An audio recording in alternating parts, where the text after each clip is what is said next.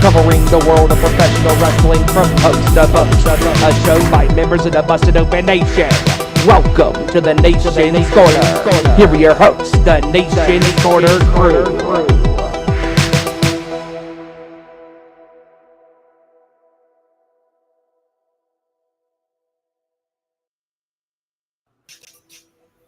Hey, what's up, pro wrestling fans? Welcome to the Nation's Corner. I am Front Row.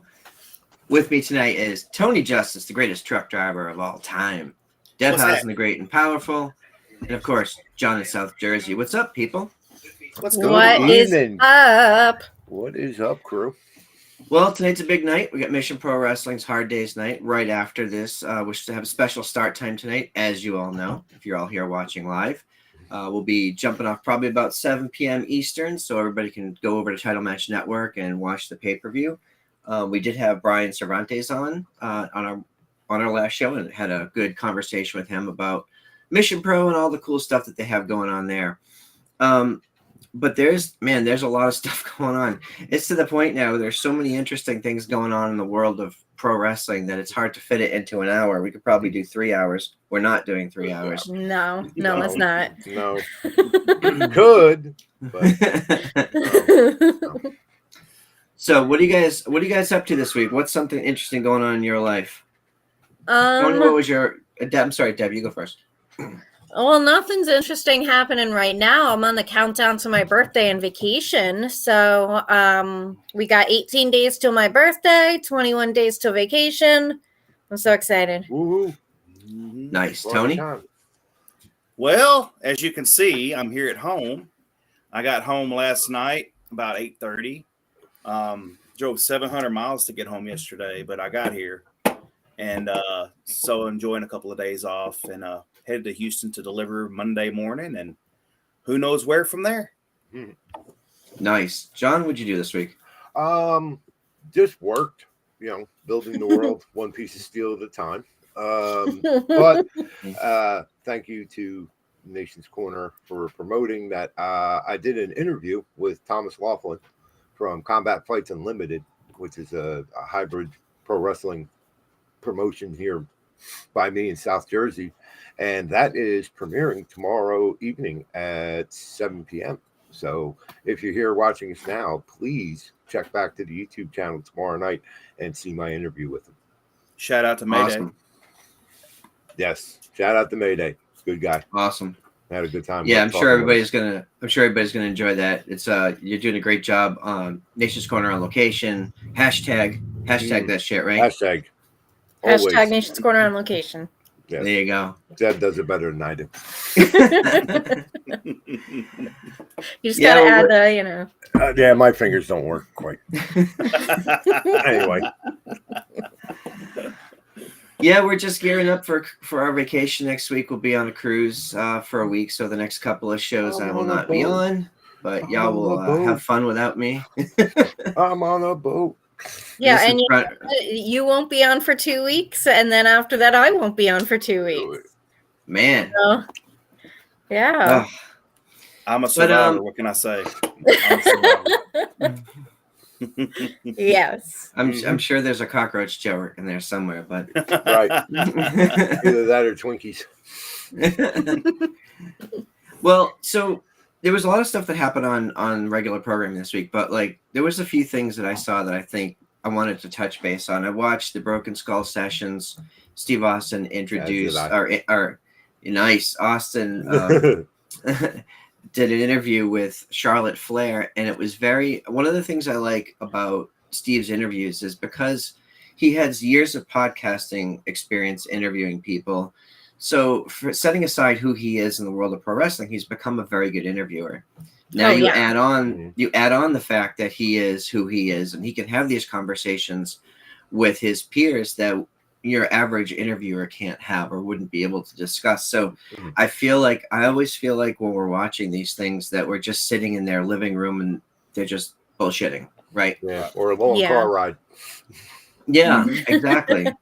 And there's a mutual respect, mutual admiration society thing going on, which I think is great. Mm-hmm. I mean, I think it would be very easy for someone like Steve to sort of be critical of things, but he's not.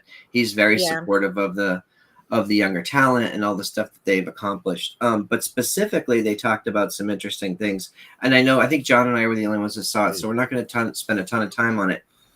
But one of the things I thought was really interesting was, so I met Charlotte 5 years ago at this point. Jesus, 5 years ago. And she was ridiculously nice, like super nice, very interactive with everybody. But she said on the Broken Skull sessions, in real life, I'm a regular person. I'm nice. She goes, but that's no fun. Like, I'm not any fun in real life. On TV, I'm a natural heel. And she talked about coming back. She's going to be coming back soon. And she said she was going to be adding layers to her character. Okay. She's already taken out the woos. She's already taken out some of the fan interaction stuff. But she's sort of hinted at becoming like full NXT heel, but with like all this extra time. So that was something that I really thought was interesting. But, and John, you can probably speak to this too. She put Asuka over to the point where she said Asuka was not only the best person she'd ever wrestled, but in her opinion was the best in the world. Best in the world, yeah. Put her over to the moon and back. Wow. Couldn't have been any more complimentary, and couldn't have been any more gracious. And not only that, it was her putting her over, but she also explained in how Asuka made her so much better. And we look at Charlotte Flair basically as the top of the food chain, especially in WWE in the women's division. And to hear her, I don't want to say just glow about Asuka, but I mean, really give her solid props and her flowers of just how good she is. And it even made me stop and pause and like, you know what? She's right. Asuka is that damn good. And it was a very interesting take, something I wasn't quite expecting from her. But I think it was also interesting that Steve didn't know who Asuka was outside of NXT, because he genuinely wasn't speaking down about her, but he said, you know, what was her body of work before she came to NXT? And Charlotte was like, whoa, wait a minute. No, she was like hugely famous. Like she was a really big deal in Japan, and that's why they brought her into NXT. And you could see the admiration and the respect that Charlotte had. Which I thought was really cool, because she also spoke about her, and I'm not going to go into detail about the whole episode. This is just a couple things, because I know people haven't seen it yet. The Mania 35 bill leading into the main event, right? Charlotte wasn't in that match. Right. Remember Vince came out and just said, Charlotte's in the match. Yeah. She was so angry about that, because she said, you can't just put me in. Like, it's not going to get the right kind of heat. There's no story. Like, if I went into your office and demanded it, there's some connection there as to why it's happening. Right. And she couldn't, and in her position, she's top of the food chain, main eventing WrestleMania. She still couldn't convince them that they needed to connect the dots and tell a better story. Wow, that's crazy. And I remember being so annoyed about that. I remember being like, well, wait, why is Charlotte here now? Like, what does that have to do with anything? Right. It really felt force-fed. It felt like at that time they were just placing Charlotte in places where it didn't make sense. Yeah. Yeah. One thing I would like to say, a comment that you made, Front Row, that she said about her regular life, how she in real life she's just a regular person, you know, but on TV she's a natural heel, and kind of in comparison to her father, where if you've watched the 30 for 30 ESPN, where they said that, you know, he's Ric Flair all the time. There's no Richard Flair. You know, it's Ric Flair all the time. So it kind of made me think about that when you said that. Yeah, no, that's a good observation. Like I said, I only spent 2-3 minutes with her at a meet and greet, so I obviously don't know her. But she was so genuinely nice, especially with the little kids and the people that had been waiting for a while to meet her. She's not the person you see on TV, and that's true about a lot of performers. But but that just speaks to her level of talent. So, but I highly recommend people watch this episode. Yeah, most definitely watch it on the Peacock. Peacock. So, talking about Triple H's influence in current day, you know, I saw that some of the wrestlers in WWE are starting to bring their Twitch channels back online. It seems that Stephanie and Triple H have okayed them to return to their streaming, I guess, as long as it doesn't violate any company guidelines or anything like that. Mhm. I think that's a huge thing, because now you have an opportunity to make money that, you know, is a reason for people to stay rather than leave. Right. Right. I think that's a big deal because, so I remember listening to, this is a little bit ago, Tyler Breeze on Chris Van Vliet's show, and he spoke about the importance of having multiple streams of income. Like he's in real estate, you know, he's got multiple different ventures. So he said when he was released from WWE, it wasn't too stressful for him because he knew that he had, you know, the safety net of the other streams of income that he has. And so that's one of the reasons why I was so, like, when they put in the restrictions in the first place, I was really ticked off about it, because that's, you know, preventing these performers from being able to earn income elsewhere, you know, without the WWE having a hand in it. And, you know, I thought that was a big disservice, because if Tyler Breeze is allowed to have, you know, real estate ventures that earn him money, why isn't someone else allowed to go on Twitch that earns them money? Makes no sense. Right. I mean, it's a way to put the product out there further to other. Right. Why wouldn't you want to do that? You know, Right. get it out there in as many eyes as possible. You know, Yeah. there are plenty of gamers that use Twitch. You know, our very own Guido. Yeah. You know, he uses Twitch to his advantage all the time. Shout out to Guido. And I a see him in the chat. lot of Yes. wrestlers and wrestling personalities use Twitch. Like, Yeah. like Zicky Dice has built his entire, like, career right now around Twitch. Like, he does wrestling promotions that Twitch sponsors. Yeah. And, you know, like, it's really popular. Like, from my experience just watching Twitch, like, I've seen so many people that will start watching someone because they see it in their recommendations because it's under the sports category and they've watched other sports streamers. And so then that, you know, it might not even be a wrestling fan, but when they're on, you know, watching wrestling, or if they're on playing a video game and they're under a video game category, you know, there might be, we were just talking earlier before the show, Adam Cole was streaming playing Resident Evil. There might be someone browsing on Twitch wanting to watch Resident Evil videos, see Adam Cole, now they're a fan. Now they might start watching AEW. Yep. So, you know, I think it was a very big missed opportunity when they weren't able to do that. And I'm very glad that now they're loosening that a little bit. Yeah, and I do think you have to be careful if you're a talent that has a character on TV and you're signed to a major company. You have to be careful not to go and say a bunch of stuff that's going to get you in trouble. Right. You know, you still have. You're still. I know people like to say that your own time is your own time, but it really isn't true.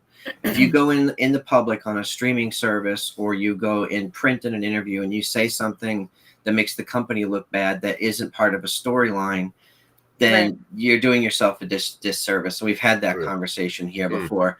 But I do agree, like Zelina Vega or Adam Cole or any of these other folks who are just playing games. Shayna Baszler has, you know, so many followers and all these really cool things. And Mrs. Front Row says too, as long as they're not in character, which is true, right? You can't go on TV and be the character unless, you know, you're sponsored by the company.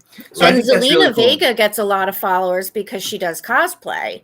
And cosplay is hugely popular nowadays. So, you know, she gets a lot of followers that might tune in to watch WWE if she's on, because, you know, that's the girl I like from Twitch that dresses up in awesome costumes. Yeah. It's true. So that's one of the more positive things that we're continuing to see, you know, Triple H and Stephanie and all the folks over there. We saw Shawn Michaels was promoted to head of talent. And I thought he was promoted to creative and head of talent for NXT, but I saw differing reports. Either way, he's in a position of responsibility over there. Yeah. He has such a mind for all this, and he's so positive about the men and the women that he's coached in NXT. I don't know the guy, I've never met him, but it seems like a positive move. Yeah.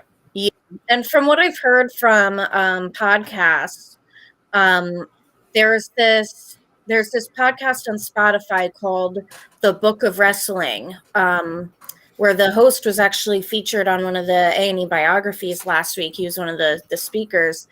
Like, he talked about Shawn Michaels being very, very in tune with like the modern age of wrestling and how things have changed in the business, and you can't go by the old rules. There's new rules now, and he's very, very in tune with that.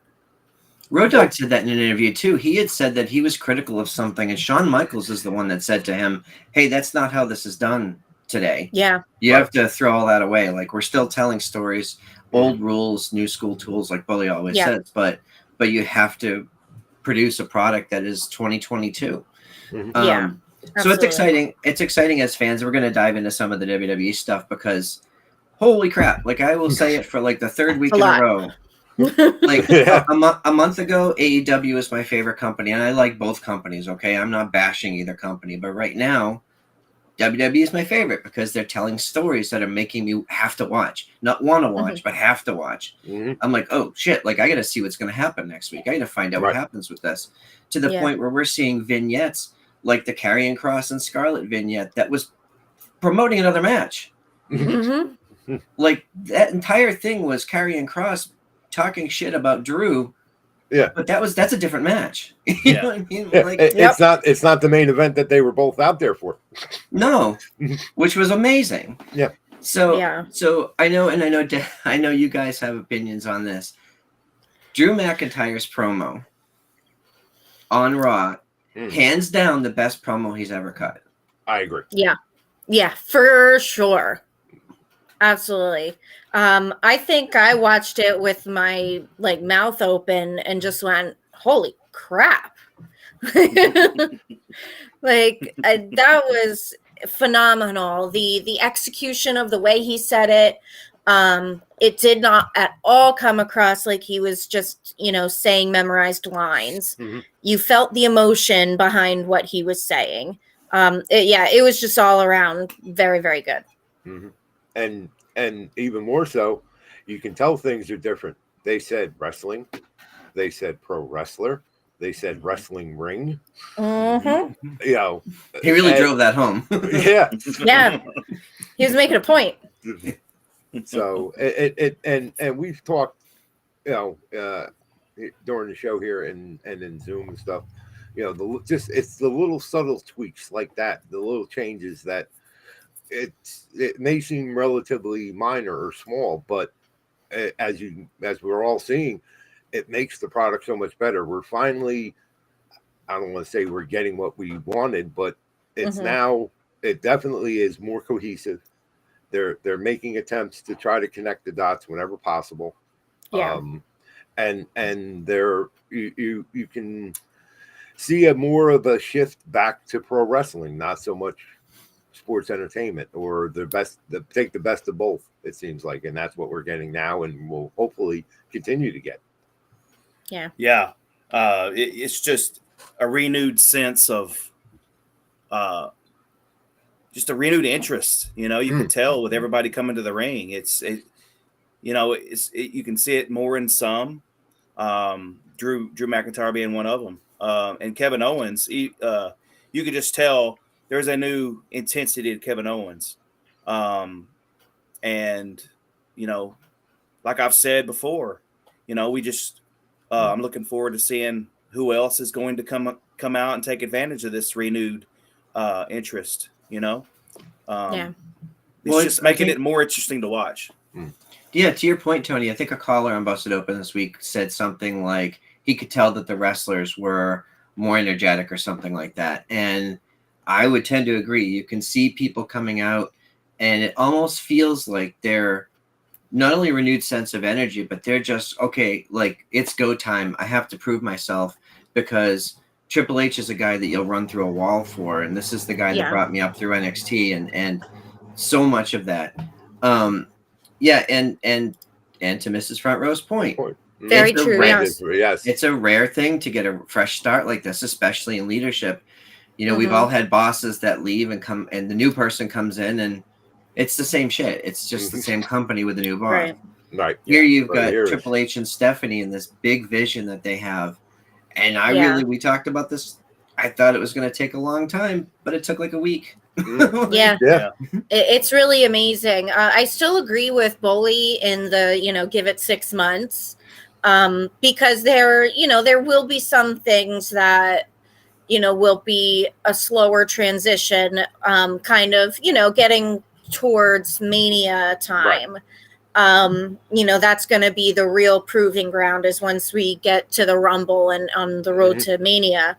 But yeah, it's been very quick, a lot quicker than I expected in seeing major changes and like you said, the reinvigoration of everybody, the performers, the fans, everybody's kind of like very excited for a somewhat of a fresh start.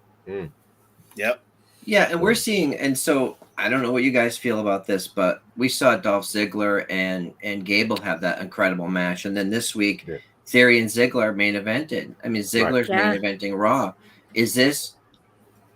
He's incredibly talented, and I feel like he hasn't been given these big opportunities. He's always just kind of there. Like, when he comes out, it's going to be a great match, but he's not going to do anything from a storyline that's going to make me want to tune in next week. I'm just glad that he's on my TV. Right. But not now. No. Like, I feel like maybe Triple H and some of the other people in creative have a plan for him. It could be. And more so, Vince bowing out and retiring kind of killed Theory's whole story in its tracks. I mean, the way it was built up and he was presented, it's kind of floundering. But I'm not mad at him working with Dolph to keep him in the thing. I mean, he still is the Money in the Bank holder, and he kind of lost his adopted dad, but they could still, obviously, and they had an incredible match on Raw. Yeah. But there's legs to it. Dolph is more than capable in and out of the ring to help him along with a story. And it's a nice thing that, Theory was on the verge there. I mean, the last time, honestly, anybody remembers Theory was the Roman Brock match, and Roman just out of the blue turns around and whacks him with his Money in the Bank case, and then you didn't see it. He laid there longer than Heyman did. So, but with this moving forward, let him work with Dolph, and good for Dolph for grabbing the opportunity and running with it. Yeah. Yep. I'm a huge fan of Dolph Ziggler.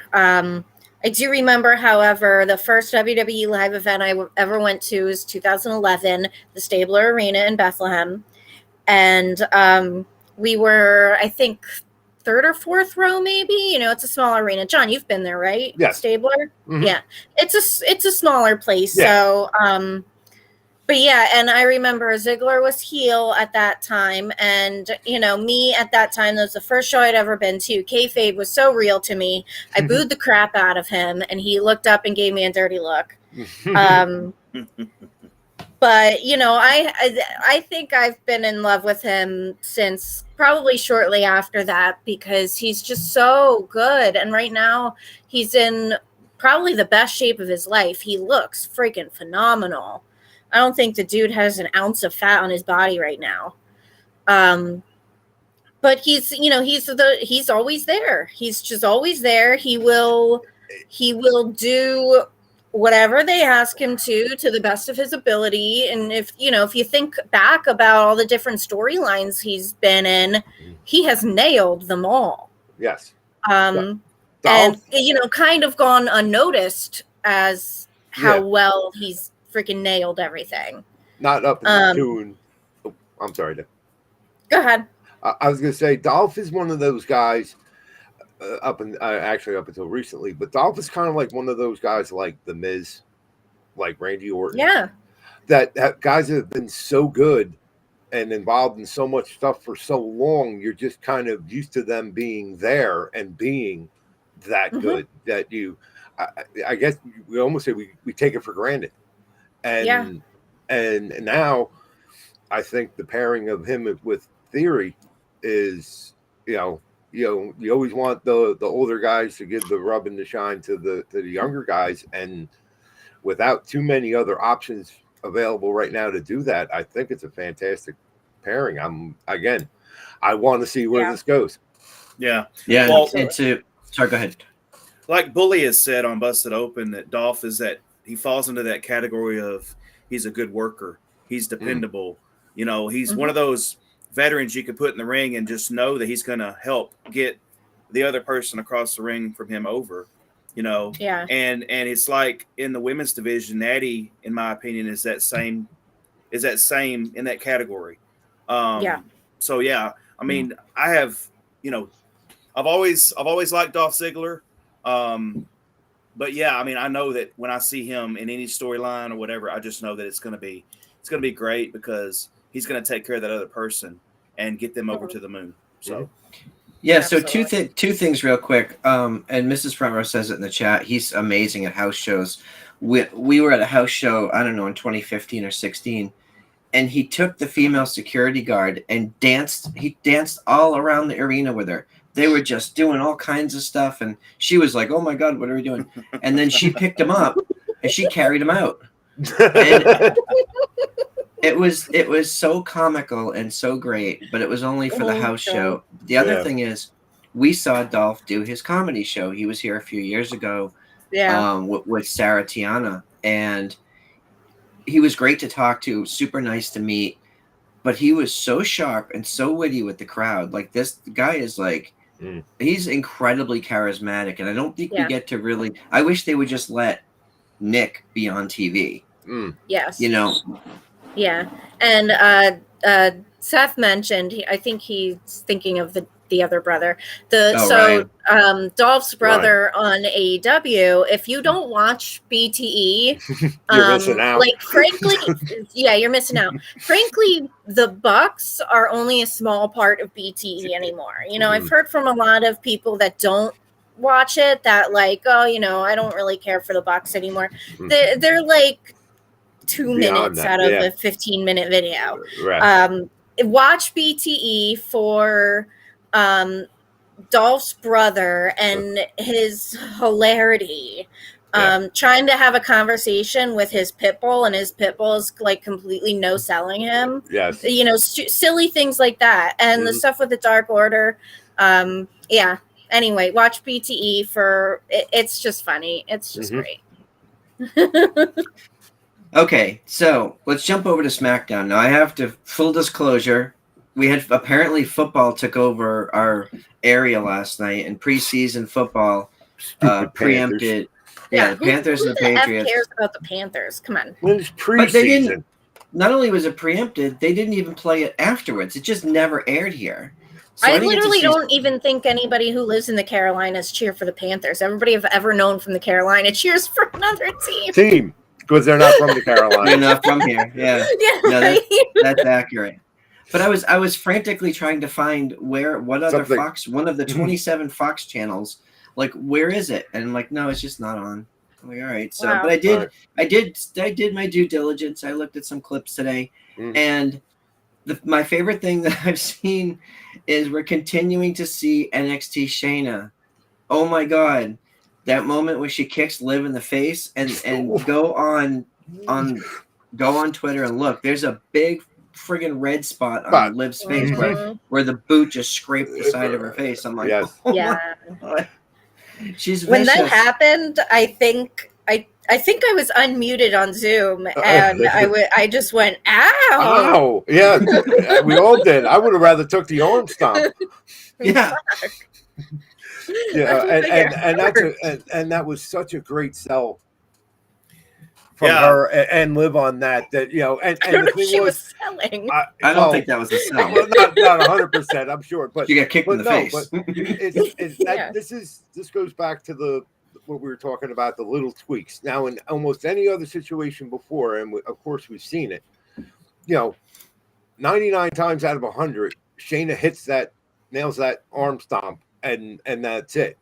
But she didn't this time. She teased it, and you could see the crowd. Everybody go, oh, and whack right in the face. I was like, man, that is good. Not that I enjoyed her pain, but it was good the way they finished that segment out. Yeah, Shayna is very intense. I love it. I love it. I love the intensity. Yes. Yeah, She's we've almost- been listening to Bully and Dave preach about it for how many months, No. and listen, you know, finally, we're getting Shayna the way she should be. Yeah. Yeah, because from a purely physicality standpoint, from a combat sports perspective, it's Ronda and Shayna, and then there's a huge gap to the next person. Yeah, Just for real life, would kick the shit out of you. And right. Bully even said, I think Bully said on the show this week, like she'd take me down in 20 seconds. I'd be done. yeah. Mhm. Shit, I'd be scared to piss off those two ladies. Mhm. Jeez. So and to your point, I saw the clips of Ronda, and okay, promo not great, fine, whatever. The physicality when she attacked that security guard, she Mhm. throat punched him so friggin' fast, and it was just Yeah. this. It was this type of punch. It Yeah. wasn't. It wasn't this- closed fist. It was more of a strike. yeah. And she Yeah. got him right, and the precision to get somebody low enough where you're not doing damage, but like it looked good. She knocked him right on his ass. I'm like, Yeah. wow. Yeah. I cannot throw a But, yeah, flag on I'm the sure that hurt. physicality. He probably had to lay there for 10 minutes to catch his breath. Yeah. Yeah. But that, Okay, that so this brings up a question. Hijackers in the chat, and I got to give a shout out to Hijack. We don't Oh. always talk about him, but he's there. He's lurking. He's He's here over there. somewhere. Is that over there? somewhere. I Yeah, don't over worry, my you shoulder. hear me, but I'm here. There he is. It's But voice it's a of good God. point. So, like I saw a lot of stuff online about people wanting to see Ronda versus Shayna. I personally think that I don't want to see that right now. That's way down the line. Yeah. I want to see them as a team just mowing everybody down. Mm. I don't know if I'd necessarily agree with that because I don't want either of them to be really part of a tag team. I like, you know, maybe a slow build to something with the two of them against each other, but I don't think I really need to see them in a tag team. A faction, maybe. Have them in a faction of some sort. Maybe. But Like a Maybe former do horsewoman? like a Shield type thing where, you know, they don't have to do tag matches, but they are, you know, linked and always defending each other, something like that. Well, the one obvious one, even though not all the pieces are there anymore, is horsewomen versus horsewomen. Yeah, you can't do that Yeah. anymore. You can't really do that. I'm not, but I don't know if I want to see. Shayna deserves it, but I don't know if I want to see Ronda near a belt or anything to do with a title, single or tag. I like the idea of this 2-woman wrecking crew just decimating, and not even make it a story. Just have a random woman's tag team match, and the two of them come out and just wreck all 4 people in the ring and leave. Well, and we're also we don't want to leave out the other woman who is an MMA combatant. Right. Asuka. No. Well, yes, but not in storyline and in real life. Sonya Deville. You put those 3 together, now you got something. That Love would be me some Sonya. That would be nice going up against the new faction of Bayley and Io and Dakota. But John, you bring up an interesting point because Asuka is a martial artist. Like she's but that's not the story that they've ever told on TV. Right. A lot of people are like, I know people who train with wrestlers in BJJ and different grappling arts, and a lot of professional wrestlers do train in martial arts, but that's not part of what they do on TV. Right. Right. So I'm going to be interested to see where this goes. I did see the segment with Hit Row, and I was so excited to see them back last week.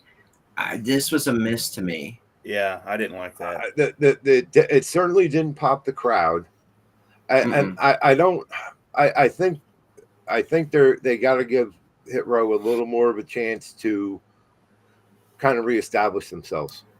I understand they want to make a statement, make an impact, but you're going from a faction that was 4 to 3 that came to the hit roster or came to the main roster for a cup of coffee or 2 and was gone.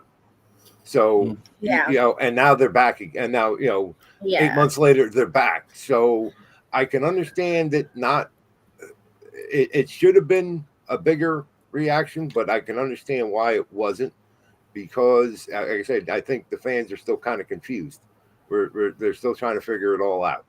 But visually, it's fantastic, and I'm hoping that they continue to let them just kind of work and build up, and I think they'll get the fans over as soon as everybody figures out what's going on. Yeah, and AJ I said agree. that. Just let it build. And AJ Francis said that on Busted Open last week. He's like, people have to realize it was the three of us before NXT. Swerve came in and was put with us, but then now it's the three of us again. So it's that's why they're doing the OG3, because they're OG. And they have their act is super tight. Like their stuff on the mic is very tight. B-Fab needs some training just because she didn't spend that much time in NXT.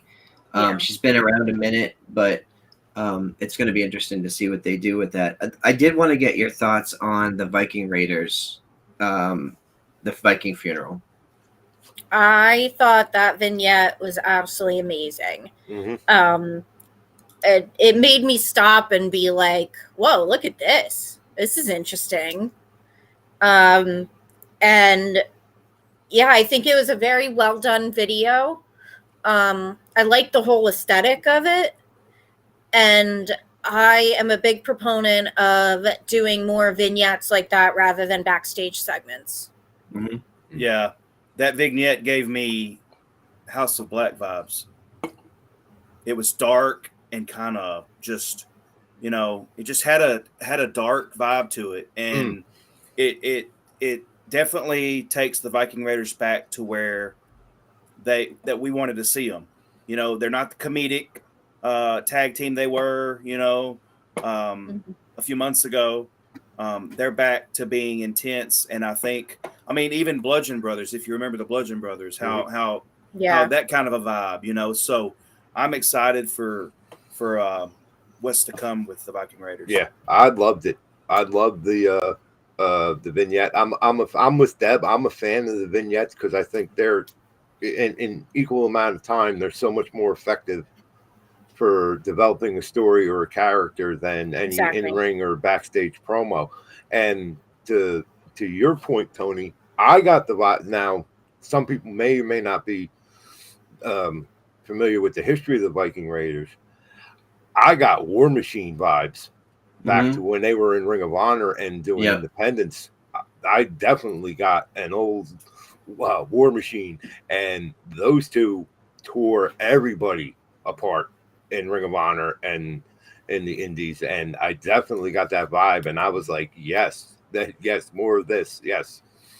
Okay, so here's an idea, and I see Nerd of Music and Films is hinting at another member to show up, and if you, for the folks paying attention, who do we see in this vignette? We saw Sarah. Sarah was in there. So what if she were to come back full time and make this a faction? Now you've got Hit Row, Viking Raiders. You have several mixed gender, intergender tag matches. There's so many opportunities there. I would be a big fan of that. I like Sarah.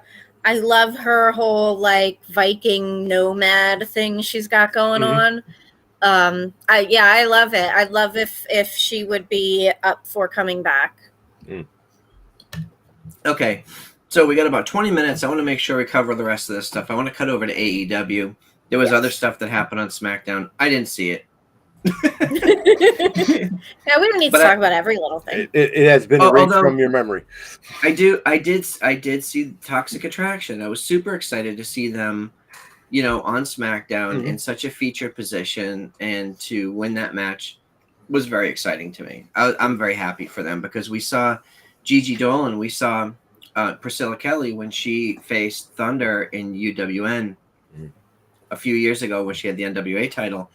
And Priscilla Kelly, prior to the pandemic, to me was sort of a gimmick wrestler. Like she had all this gimmicky stuff going on. And from what I understand, she took the time during the pandemic to just really train and get good. And when we saw her face Thunder, I was like, holy shit, she can wrestle. Like, that was a great match. And from what, I have to assume that the people at NXT saw that match and a few of her other matches, like, oh, we should give this personal look. So now she's in the position she's in, and I think she's killing it. Yeah. I don't watch NXT, so I'm just not personally invested in them as a tag team. So I wasn't too pleased that they won, just because I'm like, it doesn't interest me. But that's just me. That's fair. So before we cut over to AEW, I just want to touch on Clash at the Castle, because these pay-per-views to me are sort of like thrown together, but they've actually told good stories leading into this thing. And we've got Roman versus Drew, which is going to be pretty great. Liv and Shayna, which obviously they're telling this incredible story of Shayna coming back as the NXT champion style. Okay, can we just acknowledge Money Mark's genius pun right there? Serial killers. Actually, Mrs. Front Row said that earlier. Yeah. Oh, did she? All right, so let's do this. Let's give both people credit. Credit to Mrs. Front Row. Okay. Credit to both people. Although Money Mark had more smiley faces, so I don't know if that counts for anything. Extra emphasis. Brilliant. Okay. Extra. All right. Anywho, continue. You share the prize for pun of the evening. She needs, but your wife needs the doo-doo over there. I need to hear the. Yeah, it's usually the dog barking. But okay, so we're now going to get Sheamus versus Gunther. Like, okay, let's go. Let's go. That's going to be something. Yeah, Mark and Ryan on Busted Open today were talking about that, and they brought up the old Chris Rock line, "Rub some tussin on it," and I sent Ryan a tweet about it saying, I said, "Yeah, we're gonna have a match. Yeah, you better rub some tussin on it, like all over your bodies, because those two are gonna beat the living snot out of each other." That is that's not gonna be a super technical match. That's gonna be a fight. Mm-hmm. Yeah, Mark told a couple stories on the show this morning about him wrestling Sheamus, and just Mark being as big and strong as he is, to be put through the ringer like that by somebody. Yeah, that says a lot about how physical Sheamus is. Sheamus is a beast, and he's very underappreciated as far as I'm concerned. Yeah. We need to take some bets on what shade of red Sheamus's chest is going to be. Oh my god! Pale white skin. Sheamus is going to be your bandana. Yeah, your bandana. That'll be Sheamus for sure. That or the red in my head from being. Actually, I'm going purple. I think it's just going to be purple. Oh as pale as he is. Okay. I'm going past red. I'm going to purple. All right. Well, for me, on the card, the match that has the potential to be match of the night is Riddle versus Rollins. I still don't think people appreciate how good Seth Rollins is, because he's always appreciated, but he's not listed in that like top category of the best in the world. And yet, time after time, he has match of the night, and the guy is really friggin' good. And Riddle is really, really physical and really technical. And it's of all the matches on the card, it's probably the one I'm looking forward to the most. Yeah. I'm really excited for the whole show, actually. I think I'm going to have to watch it from work, because I'll be at work that afternoon. But yeah, hopefully I can watch it, and, not much is going on at work that afternoon. But yeah, it's going to be a great show overall. Every single match is probably going to be a banger. Yeah, that's September 3rd at 1 p.m. on Peacock. So Deb, why don't you take us through some of the AEW stuff, because a lot happened this week. Oh, good Lord. Okay, so we had Dynamite that opened up with the back and forth promos between Punk and Mox, which was in my opinion, I thought it was really good. I think Punk's promo was like, damn, you sat there and just one hit after another hit after another hit, and then he goes, "Tell me when I'm lying." Yeah, what did you guys think of that segment there? Highly effective. Yeah. You're coming out strong like that out of the gate, and just it's like he had a focus, and he wanted to come in there and just spew everything he had in his mind, and basically speak in his mind, and to give the crowd that option will tell me when I'm lying, you know. Basically, you know, it's kind of putting it in the crowd's hands like, well, hey, I mean, what he's saying isn't wrong. Right. You know, so it's just, and then when Mox came out, and the back and forth, I knew when Mox came out and CM Punk just laid down in the ring and then he's singing along with his theme, just singing. And it was like, you knew when Mox got in that ring, they were going to have a back and forth, and we weren't, and I wasn't wrong. They had a great, that was a great promo. Yeah, it was. We all knew the match was, and the face off in the match are coming, or was going to be coming. Obviously, now that Punk was back and recovered from his injury, like I said, highly effective.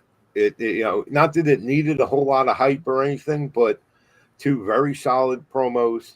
Took a lot of jabs at each other, and even past lives in wrestling.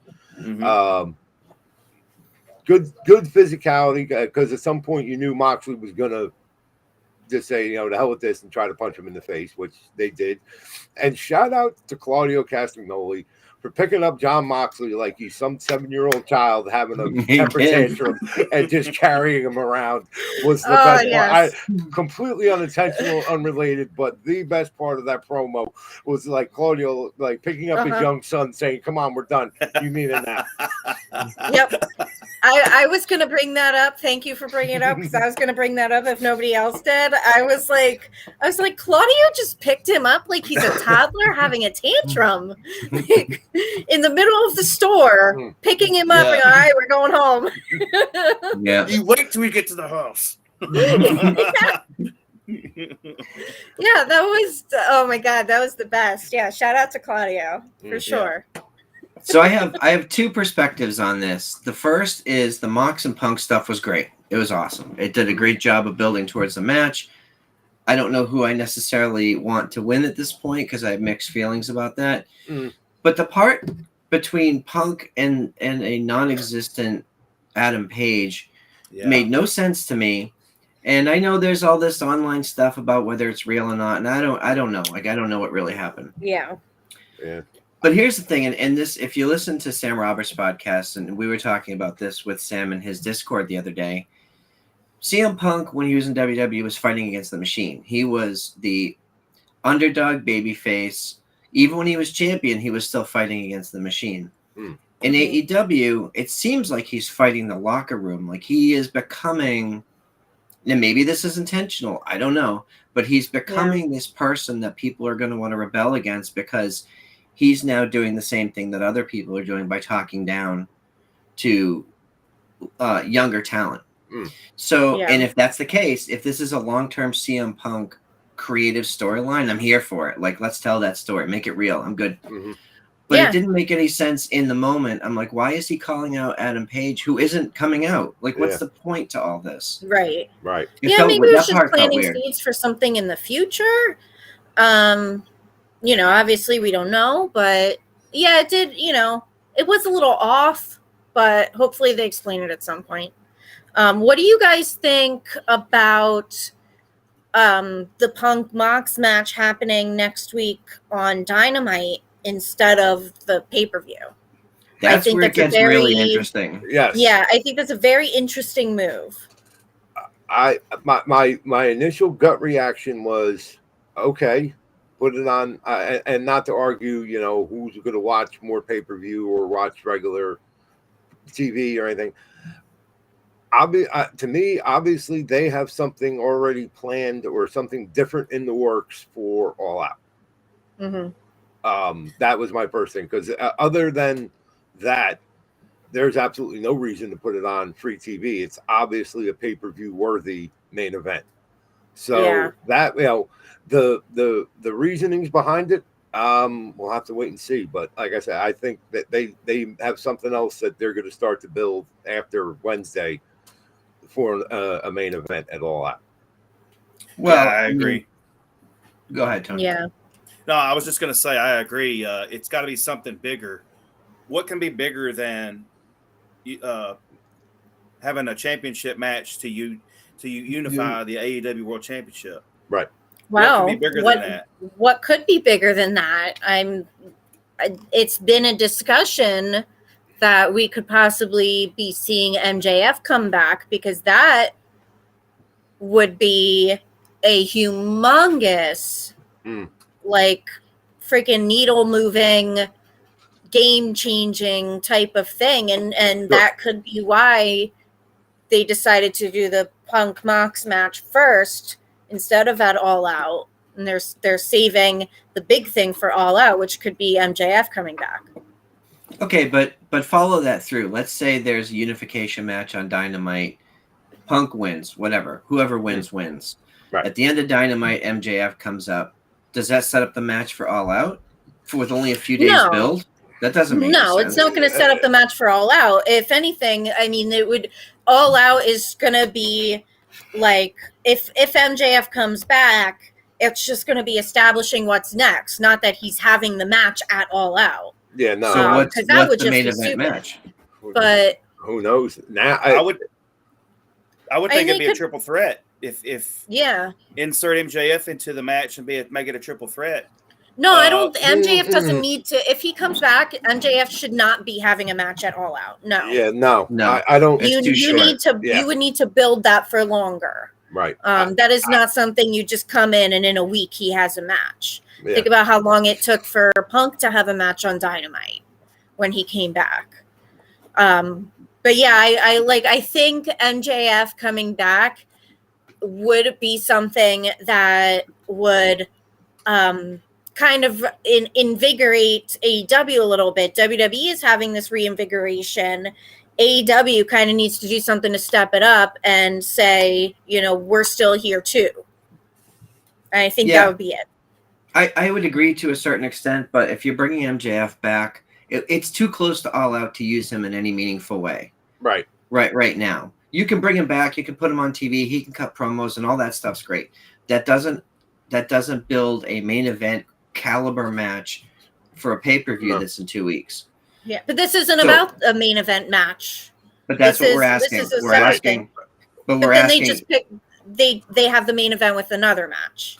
This isn't right. MJF is not going to be in the main event for All Out. I would say it's for All Out then. I would save his return, make him come out, have him come out at All Out. Yeah, have him come out at All Out. That would be his re-debut. He's not going to come out on Dynamite after their match. He's going to come out at All Out, and it'll be a mega pop. It'll be, last year at All Out, we had CM Punk, Adam Cole, and Daniel Bryan all debut in the same show. So, right. I mean, they didn't all have their match that night. Nobody's saying that MJF has to have a match that night. Right. 100%. So the conversation started with, if they're putting this big unification match on Dynamite, what are they going to do for All Out? Because now you've got your main title being unified, and that's your big match is going to happen on Wednesday. What are they going to do for the pay-per-view? Is it Thunder versus Tony? Is it a tag match? Like what do they put in that spot? I think it more likely be the tag match. Yeah, part of me says wait and see, because we're getting our main event Wednesday instead of at the pay-per-view. Yeah. So I mean, could something else be put? I mean, card subject to change. You could put any match in as a main event, regardless. I mean, I would have to say, Thunder and Tony could main event. It's got enough. I think it's got enough juice behind it. The match will deliver, but is the story big enough to take that spot? I think it is. Honestly, right now, given what the major storylines going on in AEW, I think it is. The only other thing is they set up some sort of a final match as the main event for the trios, which I know is lame, but potentially that could be a main event too. I feel like we're gonna get Punk and Mox main event All Out, because something's gonna happen next week. Either a double count out, some kind of shenanigans is gonna happen where there's gonna be Punk and Mox too at All Out. That's what I feel like is gonna happen. And then MJF returns it. I could see, MJF returning it All Out. But yeah, that's what I see. Yeah. Yeah. Shout out to Scotty in the chat. Yeah. Yep. What's up, Scotty? Scotty, the man who does not need energy drinks. Stop drinking. No. Yeah. No more energy drinks for you, Scott. Okay, so I'm going to go on a bit of a rant just because we have a minute left. I'm still very frustrated with the way AEW presents their women's division. On Rampage last night, the entire segment was 8.5 minutes long. That included entrances, match, 3 minutes of commercial, and a beatdown at the end of the segment. Mm-hmm. Like, what are we doing? And it's yeah. I still agree with you. It's very formulaic. It's the same formula every single week for the women's segment. So I unfortunately think, if they don't change it up, it's going to become the bathroom match like the women's matches used to be. Because it's like, okay, we know what's going to happen. They're going to do this, and then they're going to do this, and then someone's going to come out and beat, have the beat down. And, it's kind of the same step 1, step 2, step 3, step 4 of the women's segment. So yeah, I think they have to switch it up. They have to. Yeah, because every Wednesday at 9:22 or 9:23 is the women's match. And this week we got Toni Storm versus Kylan King. And I got to give a massive shout out to Kylan King, who was in a match on Dynamite. Next week she's facing Britt Baker. Tonight she's in a match against Genocide. And then in 2 weeks next week at NWA 74 she's part of the Burke Invitational on Saturday, and if she wins that, she's challenging for the title. Whoever wins the match on Sunday. Right. So she's got 4 or 5 high quality, high caliber matches in 2 weeks. The woman's killing it. Oh, she is. Yeah. She's motherfucking king, baby. Yep. Let's go to the mother effing king. All right, guys. It's 6:59. We got to let people go so they can go watch this pay-per-view on title match. Anything else you guys want to hit on before we go? Tell me about your socials. That's So Debonair on the Twitter machine and Truth Resist Simplicity on IG. I'm at Tony Justice AJFA, and if you're a Metallica fan, you know what that means. John. I was not prepared for class tonight, so therefore my Twitter tag is not on my banner. But you can follow me at Twisted Metal Fab on the IG and the Twitter. And also, Deb, tell me that hashtag. Give me that hashtag, Deb. Hashtag Nation's Corner on location. If you're out and about, people, throw the hashtag on it. Let us know you're out at the shows like me. If you see me out at the show, stop and say hello. I am a friendly guy, contrary to popular opinion. Everybody loves you. Very friendly. He's very friendly. Very friendly. And I am PW Front Row across all the socials. You can find us on Twitter at Nation's Corner and all other social platforms at the Nation's Corner. All right, folks, go watch pay-per-view. It's going to be a fun night. We'll see you all again next week.